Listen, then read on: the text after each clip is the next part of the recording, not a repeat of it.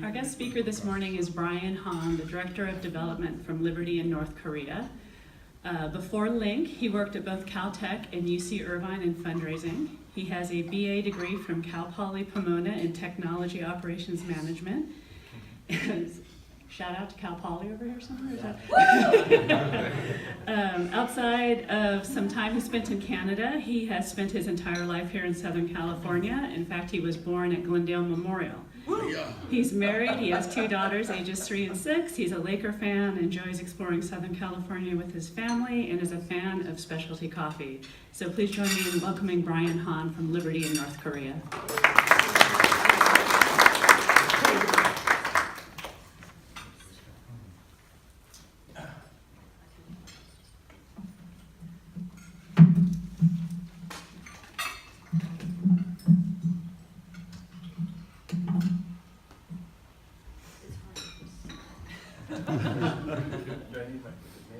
Be careful. All right. Well, thank you so much for having me. I'm doing you guys a favor. I have a lot of video, so you don't have to hear me speak the whole time. But again, thank you for having me here today, enjoying this incredible breakfast. I'm very honored to be here. And today I'm going to talk about the extreme challenges that North Korean people face and how they are pushing back against the system. And how every person here can stand alongside them as they play a vital role in helping to change their country. So this is a very important topic that I'd like to discuss. First, I'd like to share a little bit about Liberty in North Korea and why I'm a part of this movement. So let's kick it off with a video.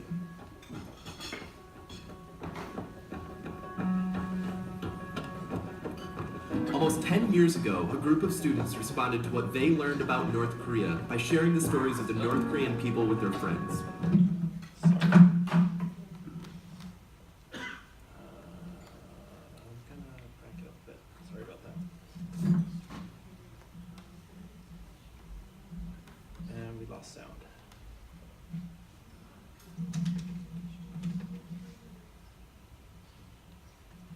There it goes.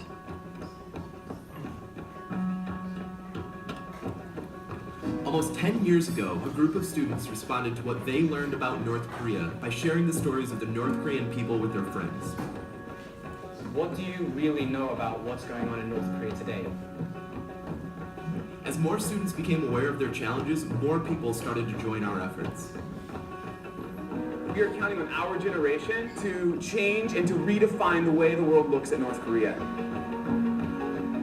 What began as a small word-of-mouth movement quickly transformed into something much larger. And change in North Korea will not be impossible, it will be inevitable. Liberty in North Korea. A grassroots organization mobilizing hundreds of thousands of people from around the world under one common belief.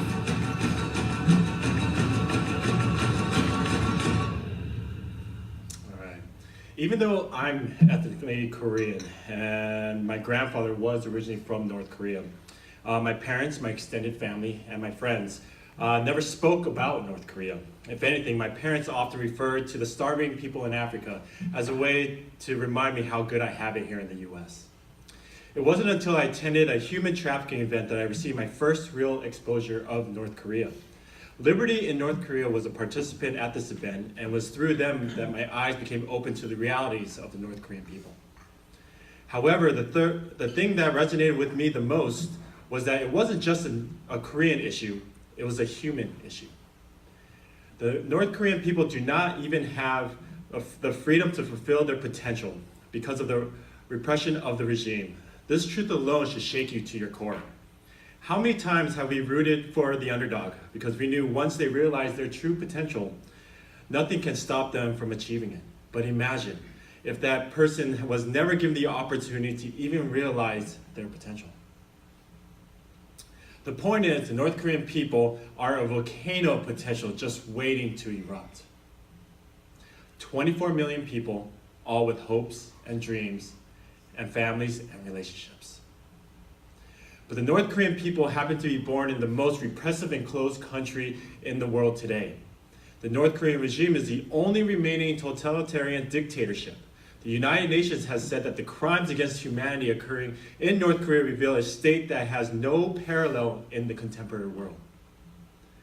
The government tries to control the people by isolating them from the outside world. North Koreans are taught that outside of their borders, the world is full of enemies and threats.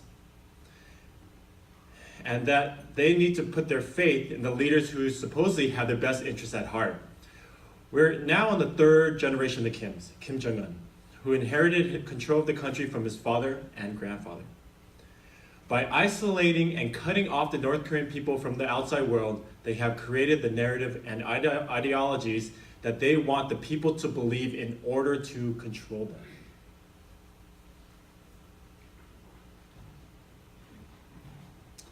This information blockade has kept ideas and information from the outside world from reaching the North Korean people.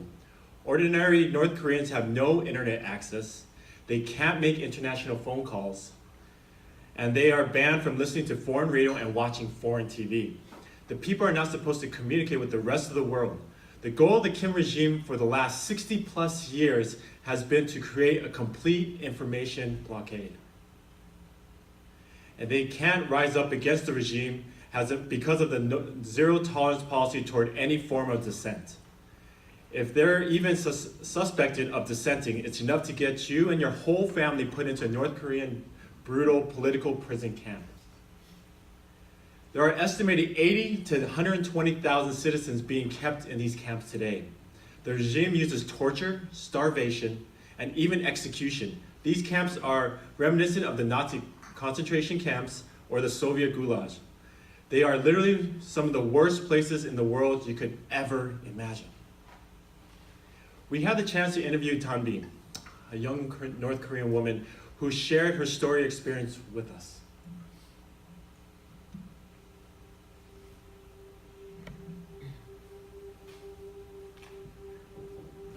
내가 우리 오빠를 되게 좋아하거든요. 둘째 오빠를 되게 존경하고 오빠도 나를 되게 이뻐하고 근데 그 가족 앞에서 가족을 때릴 때 내 앞에서 이제 우리 오빠가 회초리 같은 이렇게 그 고문 그걸로 엄청 때리고 그리고 진짜로 TV에 나오는 것처럼 이렇게 그 족쇄에 이렇게 차여가지고 이렇게 매달려가지고 때려요. 그러니까 저는 오스모 각자라고 이렇게 두꺼운 각자가 있어요. 그 각자 가지고 이렇게 앉아가지고 그 무릎에다가 각자를 이렇게 끼우거든요. 그렇게 해가지고 거기에 앉게 만들어가지고 30분도 아닌 8시간을 그렇게 앉아있고 그게 그리고 고무줄로 또 고문을 해요. 고무줄을 가지고 약한 고무줄이 아니라 되게 두꺼운 고무줄을 가져다가 말해라 안 말할 때 이렇게 탁 때려요. 그럼 그 고무줄이 진짜 아프거든요. 정말 진짜 이 살이 다 까맣게 될 정도예요. 내가 다 뒤집어 쓸게. 모든 걸 내가 다 했다고 할 테니까 너는 나가서 가족을 지켜라. 이런 마음을 오빠한테서 받아가지고 힘들었지만 진짜로 오빠 두고 나오는 게 너무 힘들었는데 그 숙소도 오빠랑 나랑 같은 이렇게 방인데 내가 옆방에 있고 오빠가 이쪽 방에 있었는데 오빠가 여기서 계속 나한테 노래 불러주고 그랬어요. 내가 힘들어하고 못 자고 그러니까 밤에 여기서 노래 불러주면 내가 그 노래 같이 따라 듣다가 이렇게 방으로 이렇게 배관 같은 게 지나갔거든요. 거기다 대고 오빠랑 얘기를 막 하고 그렇게 했었는데 그러다가 들켜가지고 오빠가 엄청 매맞고 나 안 맞게 해주려고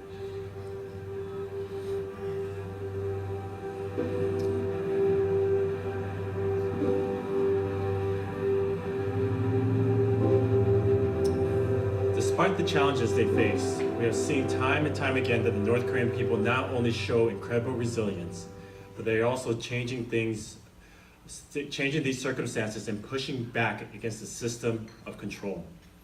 The quiet disobedience started in the 1990s when there was a huge famine in North Korea.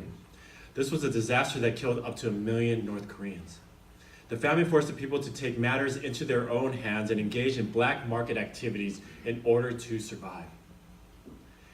And over the past 15 years, these markets have grown and become networked. Today, North Korea's economy is basically a constrained capitalism that hides in the shadows. But the reality is that no matter how hidden it is, everyone relies on the market economy in North Korea, even government officials. The newfound independence from the regime has contributed to a greater desire for information from the outside world and led to foreign media and new information sources seeping into the country. This information flow is aided by technologies like DVDs, USBs, mobile phones, and even laptops and tablet computers. 제가 그 영화 드라마를 그 친구 집에서만 본 게 아니거든요. 제가 가깝게 사는 이웃집에 가도 그 이웃집에는 또 새로운 영화가 있으면 그거 같이 나눠서 보고 봤고 사람들끼리 또 그렇잖아요. 정부에서 하지 말란 거고 되게 위험한 거를 우리가 위험한 거를 같이 봤어요. 그러면 우리는 정부에서 하지 말란 이런 거를 했으니까 표현을 하거나 말을 안 해도 벌써 우리 안에 그런 사람들 간의 믿음이 생긴 거죠. 우리는 가까운 친구다, 이웃이다 이런 믿음이 생기는 거죠. But these changes are not happening without considerable risk and danger. The government, although not powerful enough to reverse these changes completely, does launch crackdowns and on the distribution and consumption of foreign media, which has even resulted in public executions as warnings to people. But no matter what the government does, it seems like these forces of change are unstoppable. 이거 오는 게 참 보니까 뭐 배고파서 온 것도 아니고 뭐 배불러서 온 것도 아니고 뭐 아무튼 정치적인 체제가 조금 싫어서 이게 아니다 해서 뭐 자유시장 바람도 좀 맞아보자 해가지고 작년 2013년 1월에 탈북해가지고 6월에 한국에 입국해서 지금 현재 정착해서 살고 있는 중입니다. 정말 외국에 대해서 알고 싶었고 북한은 되게 작은 무대라고 생각하면 왠지 외국에 나가면 더 넓은 무대에 서 있지 않을까 이런 환상이 좀 있었던 것 같아요. 그래서 다 바라는 마음이 그거죠. 젊은 세대들은. 그리고 젊은 세대들은 자유를 찾고 싶어 하거든요. 지금 젊은 세대. 근데 북한에 자유가 없으니까 옛날 사람들은 자유라는 CD를 못 봤어요. 그러니까 자유가 뭔지를 모르고 살았는데 저희는 자라면서부터 그 자유를 배우면서 나라의 억압을 받고 자유를 보면서 자라니까 그 자유를 찾고 싶어하는 그 갈망과 그 갈등이 참으로 대단하죠. 그러니까 자유라고 하면 어떤 자유예요? 자유라고 하면 내가 여기서 일하고 싶으면 일하고 내가 일 안 하고 싶으면 일 안 하고 내가 장사를 하고 싶으면 장사를 하고 내가 살고 싶은 데 살고 다니고 싶은 데 다니고. Many North Koreans aren't brainwashed like the media will have you believe. Because of the black markets, many only see the regime as an obstacle limiting their potential. The notion of freedom has become increasingly prevalent and more people want it. Of the North Koreans disobeying and pushing back against the system, some are taking the huge risk to actually escape from the country itself. Because the DMZ is the most fortified border in the world, very few make it across that border. Instead, every year, thousands of North Koreans risk their lives to escape across the border of China. Once they make this difficult decision to escape, they have to evade checkpoints and cross a river patrolled by armed guards. Even if they make it to China, they're still faced with extreme danger. The Chinese government refuses to acknowledge North Koreans as refugees and will arrest them and forcibly send them back to North Korea where they will face severe punishment. And even if they aren't caught, female North Korean refugees are extremely vulnerable to sexual exploitations and often sold as brides to Chinese men or are forced to work in the sex industry. The next video features a woman named Joy.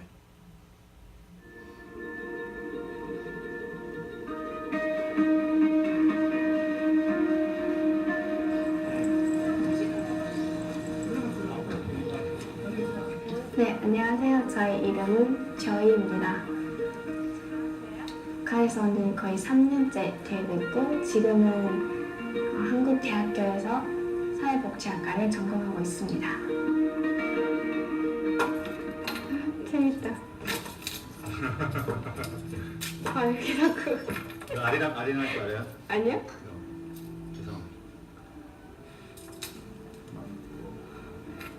그런 말 있어요. 저희가 뭐 어디 떠날 때 돌아보면서 인사하면 일이 안 좋다고. 그래서 솔직히 한 번도 돌아보지도 못했고 이제 도망가면 건널 때는 진짜 죽을까 보라고 건넜던 거죠.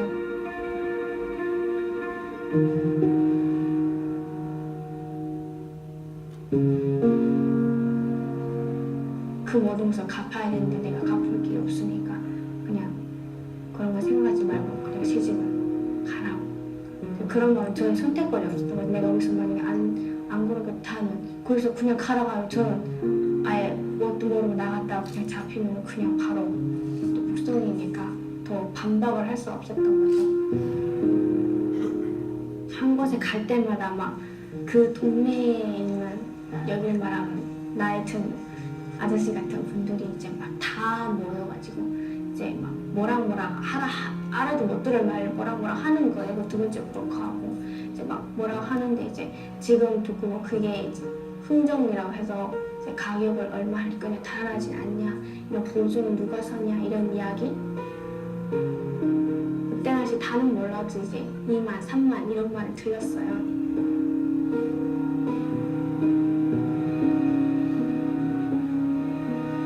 기분이 막 그 동물원에 성성이가 된 기분 있잖아요.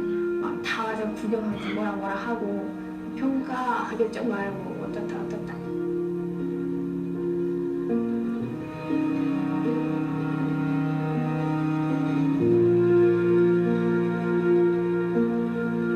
정말 내가 물건처럼 팔려고 하는구나. 거기에서 막 비싸다 안 비싸다 막 싸다 이런 가격이 매겨지고 그런 부분이 엄청 우리는 거기서 태어나니 왜 거기서 태어났지? 이런 그런 마음도 많이 들었고 그렇지만 그 상황에서 내가 뭐 반항할 수도 없는 상황이었고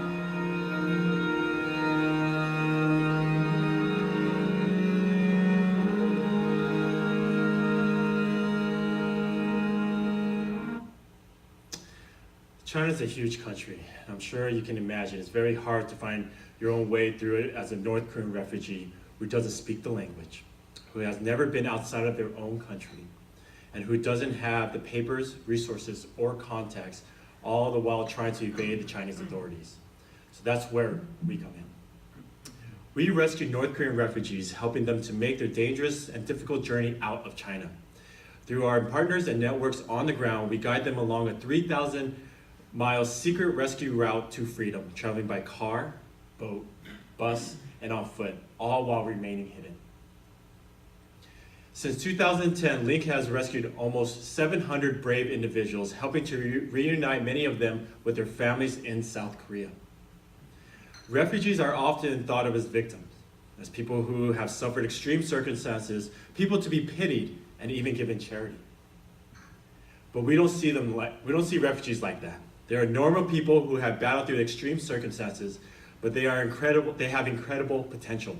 They can go and do amazing things and be whoever they want to be. Even though many North Korean refugees have faced circumstances that none of us can imagine, they have survived this with a quiet but unshakable resilience. And they are actually emerging on the other side as some of the best agents of change on this issue.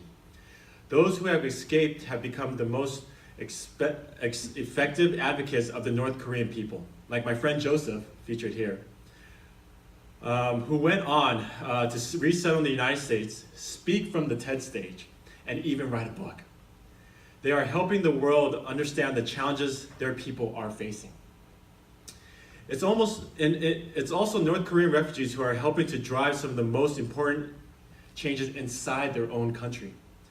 Those irreversible economic, informational, and social changes that we were talking about before, North Koreans who have escaped are able to help speed up those changes because so many of them managed to reestablish contact with their families and friends back in North Korea through broker networks and smuggled Chinese mobiles.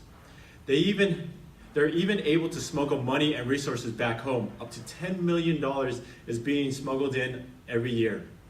This is having a big impact.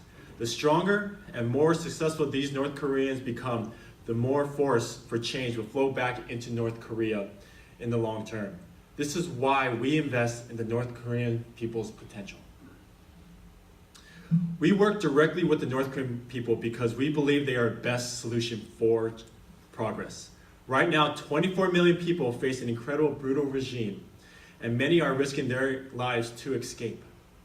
The only difference between refugees living and hiding in China right now and Joseph, Joy, Dunby, and many others is the rescue. And it only costs $3,000 to rescue one North Korean refugee and help them reach freedom.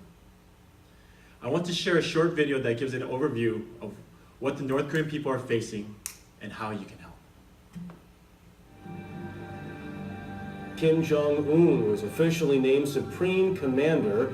I love it, guys. Say you're living in a tightly controlled society like North Korea. What we see in the news about North Korea is not the whole story.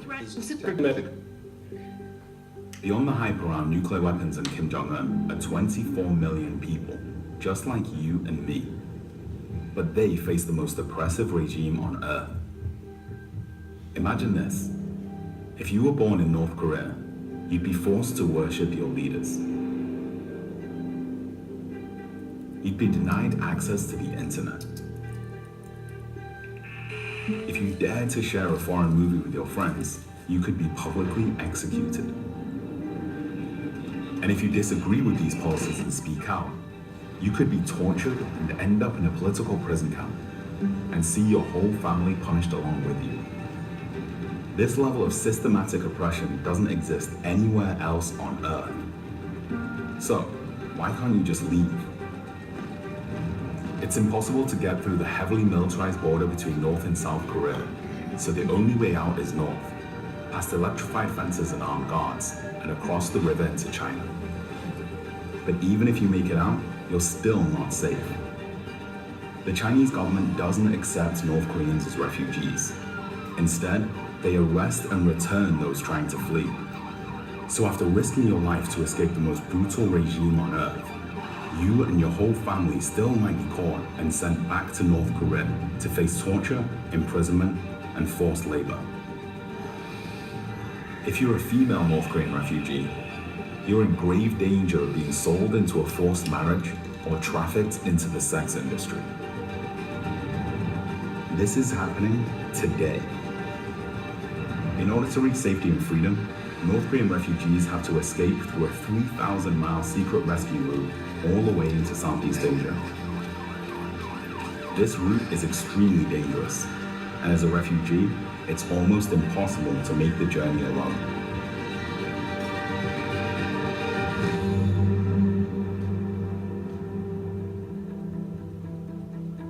This is where we come in. We help North Koreans who have escaped the regime make the 3,000-mile journey to freedom and safety, protecting and guiding them as we travel by vehicle, boat, and on foot. Our simple objective is to help as many North Korean refugees as possible before they're captured, sent back to North Korea, and tortured. We've already helped over 500 North Korean refugees escape and start new lives in freedom. But we need more resources to help more people.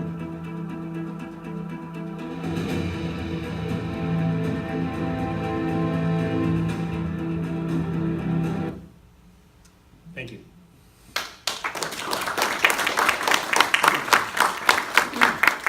So I'd like to open up for any questions. Yes. How do you find them once they've crossed the border? We work on a referral system. So what that means is we have those who we either rescued or the relationships we have in South Korea, they notify us that they have family members or friends that are needing of a rescue. Because there is a direct line of communication that is continuing to take place, whether through mobiles or it could be through word of mouth. But we usually go through referral system only because of security reasons. We want to make sure that every person that we rescue is thoroughly vetted in order for us to not bring in someone we shouldn't be bringing across.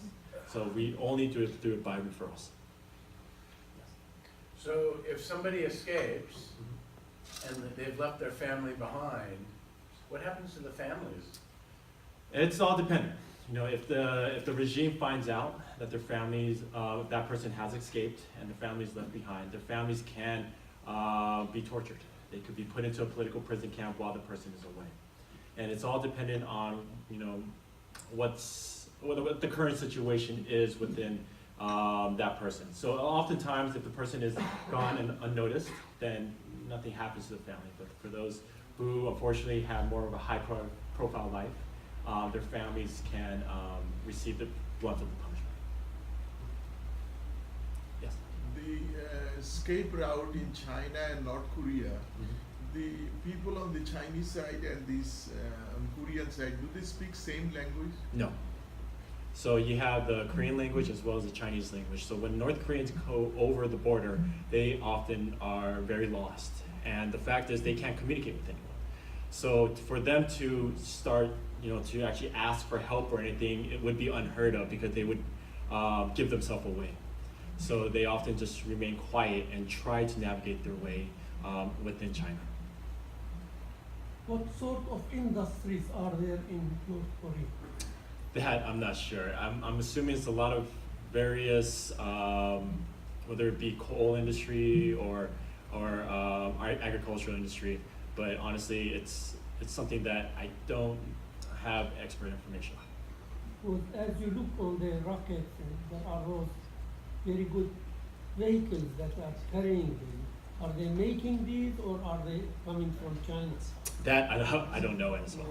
I'm sorry. Is there any part of the population that is happy with the system? With the system within North Korea? Yes. Of course, there's the Kim regime.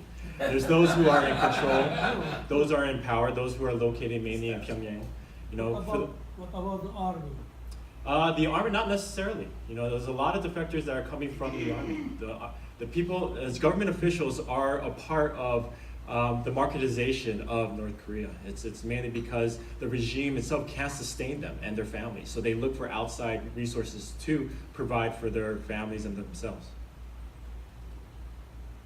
Yes?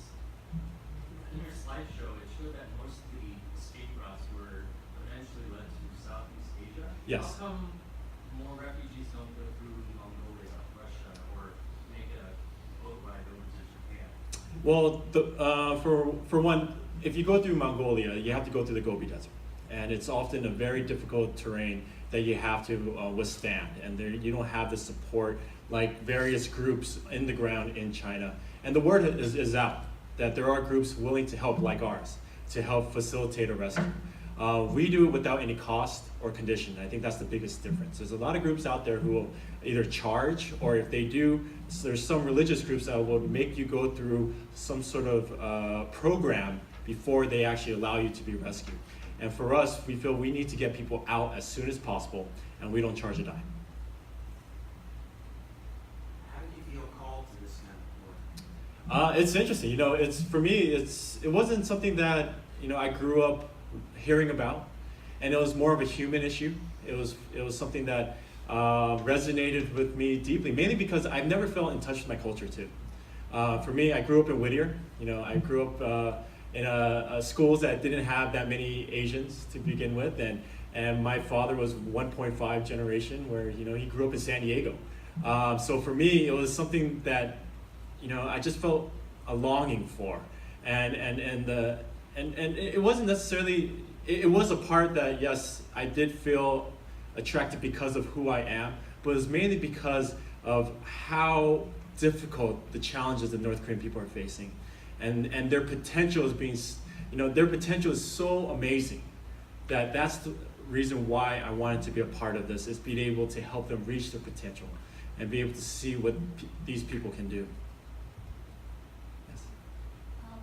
Your profile is pretty high because you're active in this, and you identify with being North Korean. What is your personal risk in this? Honestly, there is, in terms of like physical and risk of all that, we take a lot of precautions. And honestly, I've been to Southeast Asia and I've been to South Korea as being employed with Link, and it's not something that I'm too concerned about. It's mainly because we take a low profile stance. Our name, our organization's name is not found in China. It's not found in North Korea at all, and we don't antagonize the regime. And that's the biggest thing. If you stand up and start antagonizing the regime, you're going to be noticed. And we take a very precautious stance on everything. We work with partners and brokers that they don't even know our names as well. They know individuals, and so we have a distance removed from them. Do you operate legally in China? Yes, because they don't acknowledge that North Koreans are refugees, the first thing they do is catch and arrest and send them back. So in order for us to rescue North Korean refugees, we have to work illegally. Are there other NGOs such as the Red Cross, Salvation Army, Rotary International that are helping you either with funds or with other types of partnerships? Not that I know of. For the most part, we get support from individuals. We get quite a bit of support from various churches, but not so much of organized clubs that provide support. And it's because, I think for the most part, we've been a grassroots movement. We've been around since 2008. And for us to finally grow up to where we are now, we're starting to engage with those groups. Good. Thank you so Well, very thank much. you for having me. Thank you for enlightening us. Absolutely, yeah. And sorry. I have materials back there, and please let me know if you have any other questions. Okay, great. Thank you. Thank you. But I want to thank you too for what you're doing, because this is going to make a difference in the world. It may make a difference in the whole world, because we also have problems with North Korea. So I want to give you a little token. First of all, I want to tell you that we have a copy of the four-way test on the back of this. Okay. So you can have it. You heard us reciting it this morning, and maybe share it with your friends. And we have a little bracelet for you, which was made by a lady who has learned how to help herself, and thereby helping us. That's great. And you are helping us. So I want to give this to you. I'm sure you must have someone, if you don't wish to wear a bracelet, then you can share that. Well, thank you very much. You bet. It was a real pleasure. Yeah, thank you. Thank you again.